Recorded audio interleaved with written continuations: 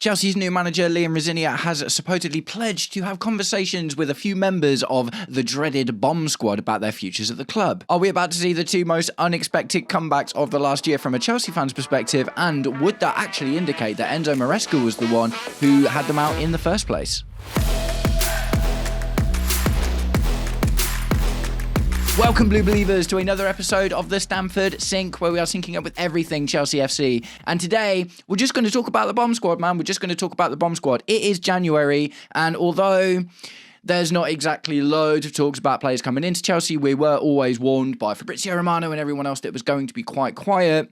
That doesn't mean that moves out of the club are obviously off the table. There's a lot of interesting conversations going on at the moment with many interesting ramifications. But guys, before we get into it, if you are enjoying the content and would like to see more, please do me the distinct honour of liking and sharing the video, subscribe to the channel, or just roast me in the comments, whatever gets you through your day. Right, so Liam Rosenior has been asked about Axel Disasi and Raheem Sterling, and he has given a reasonably in-depth, lengthy answer. Sort of, there's an article on the BBC. We're going to go through it together, so I will bring it up right now. So the article from the BBC reads, new Chelsea head coach Liam Rosenior has pledged to speak to Raheem Sterling and Axel Disasi, who have been left in limbo as part of the so-called bomb squad. The 41-year-old Englishman who replaced Enzo Maresca last week is working through an extensive list of tasks after joining mid-season from Strasbourg, which shares ownership with Chelsea. One priority is to speak to Sterling and Disasi, who joined during the 23-24 season for 47.5 mil and 38.5 mil respectively, but are currently training at different times on a separate pitch and in a separate building from the main squad.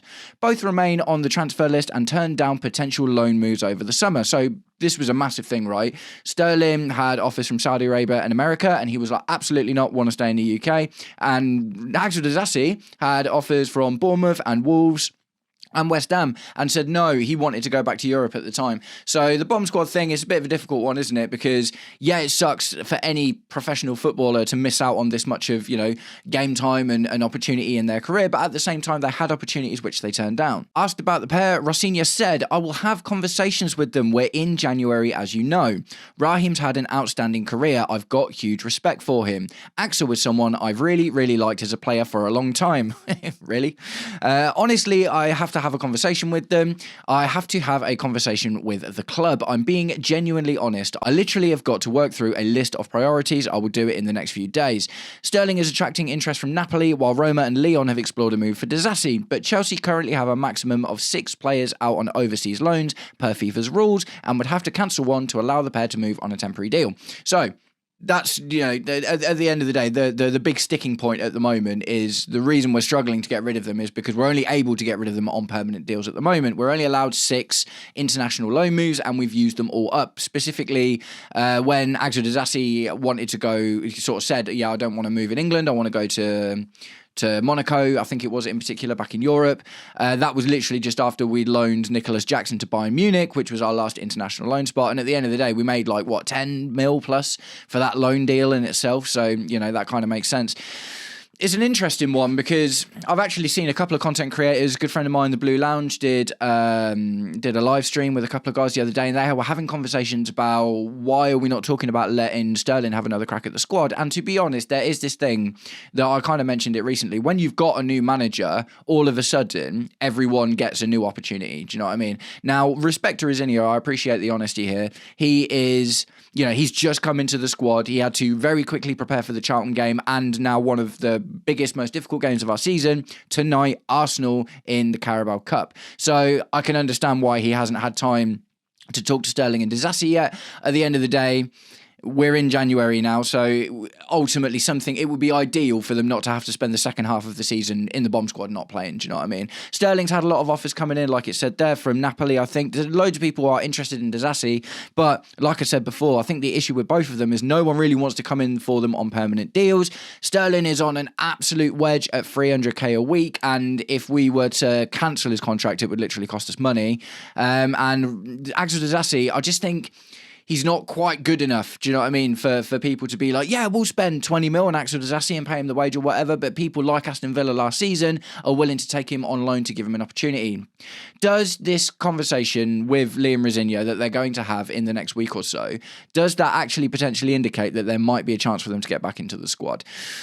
With Raheem Sterling in particular, one of the things we've absolutely been crying out for in the squad is experience, right? So even if he isn't playing every single game, the opportunity for people like Alejandro Garnacho and Jamie Gittins to be in and around a player like Raheem Sterling, who has won everything in football, do you know what I mean?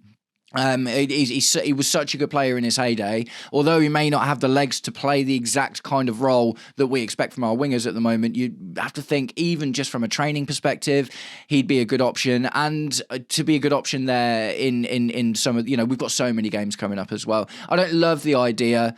I don't think Sterling's necessarily good enough, but at the end of the day, the truth of the fact is we've got him until 2027. He had a reasonably long-term contract that he signed, and he is on an absolute wedge. So I would love to know what you guys think about Raheem Sterling in particular. Could letting Sterling back into the squad be an idea? Axel Disasi, I'm thinking not so much, man. Personally, for me, do you know what I mean? We've got enough calamitous defenders in the squad as it is at the moment. Benoit Badiashile still looks a little bit shaky. Tosin has been better since Enzo Maresca left, essentially, but he's had some horrible games, specifically thinking about the Leeds game. That was really, really, really bad. So I don't and Axel Disasi, although he can be good in some games, he can score own goals and give away silly things. And do you know what I mean? He's a little bit calamitous by nature as well. So Raheem Sterling, I'd be up for having a conversation about, and I'd love to know what you guys think about it. I'm up for having a conversation about Disasi as well, but personally, I just think that Disasi, maybe it's just a little bit too much water under the bridge at this point with Disasi, and I just don't think he's good enough. With Sterling, there's the experience, the winning mentality, the technical ability. Maybe if there is a role that can be found for him, I can see how there might be something that Raheem Sterling can add to the squad. Like I say, especially from the experience point of view, but Axel Disasi not so much. Like, I would, if there's thoughts about Axel Disasi coming back into the squad, all I see is someone else getting in front of Josh Achampong getting minutes, and I just don't think that should happen. I don't think Disasi is better than Badiashile or Tosin. I think they are all equally in and around the same level of, they're reasonably okay Premier League players that would probably do quite well at mid to low table teams.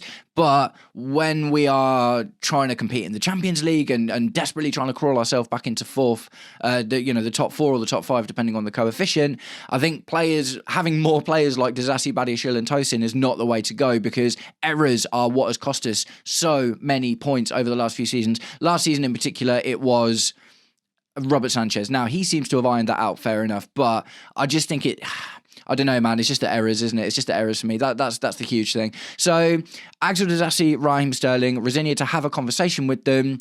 Maybe to talk about reintegrating back into the squad, maybe not. Do you know what I mean? It might just be a case of reaffirming the fact that, there's not really space for you in the squad, so we need to find a way for you to leave. Much like we did with Ben Chilwell, who was in the same position until he got his move to Strasbourg. So, moving on, although keeping it within the remit of the bomb squad, the last member of the bomb squad, although he is out on loan at the moment, is David Datro Fofana. He was one of the first youth properties and propositions that Blueco bought when they came in. He's 23 years old now. So he's definitely, and he's playing in the Turkish Super League, and he hasn't got a sniff at Chelsea. Do you know what I mean? He's made a couple of appearances since he's been here, but he's been here for like nearly 4 years or something, and it's just not happened. So what he is now is just like a dead weight, essentially. We were lucky to be able to get him out on loan. I don't think he'd have got any game time under Maresca. I don't think he'll get any game time under Liam Rosenior either. Although none of our strikers are the top quality that we want, we've got 3 strikers in the squad that are obviously better than him at the moment. Now, what is interesting is there is some interest coming from other clubs to buy David Datro Fofana. So Celtic in particular have been mentioned. So the thing with David Datro Fofana, if we can sell David Datro Fofana, that frees up international loan spot, which could see the likes of Axel Disasi be able to get a loan for the second half of the season, hopefully to raise his stock to maybe get him a future sale. And one of Disasi or Sterling could take that spot at the end of the day. Do you know what I mean? But we can't do that unless we recall someone from loan at the moment. Now, there's been a lot of other interesting noise going on. There's talks about recalling Kendry Paez to try and send him out somewhere else, and ultimately that won't be to get into the squad because he wasn't getting a huge amount of game time under Rosenior at Strasbourg. So I actually mentioned this a while ago vis-a-vis Kendry Paez. Seeing him at Strasbourg, I was like, I've just got a feeling he's going to get sold, man. He was really, really, really talked highly of when he came in. We got him at the same time we got Esteval, and they were both massively young and upcoming South American players, and Kendry Paez has not gone on to nearly the same levels as Esteval Willian has.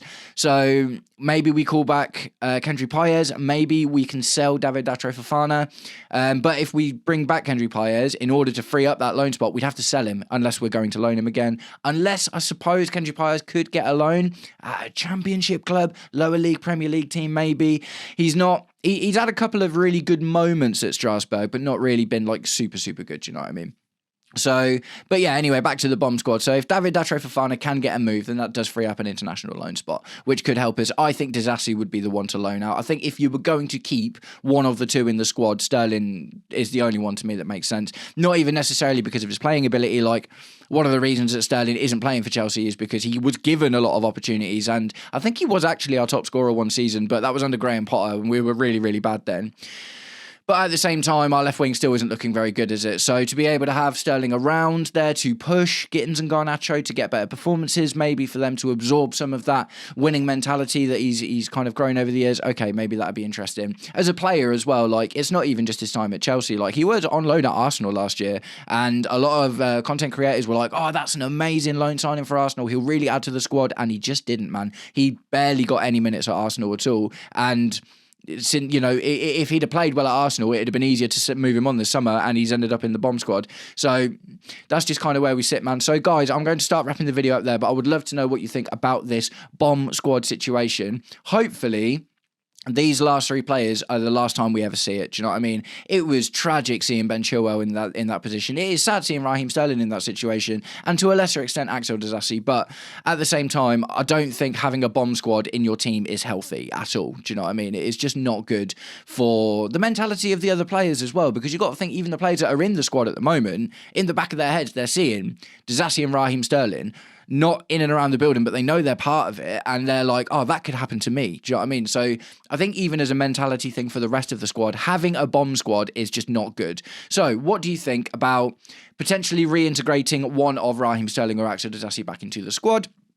Do you think that the right thing to do would be to move them both on? Do you think Sterling's still got something to add? Or do you think bringing back the likes of David Datro Fofana to sell him to Celtic, or to bring back Kendry Paez to get him move within the UK so we've got an extra international loan spot to loan one of them out as the right thing to do? Let me know what you think in the comments. I'd absolutely love to know what you think. Nice one, guys. Thank you for sticking around until the end of the video if you did. And I will catch up with you all very, very soon. Take it easy.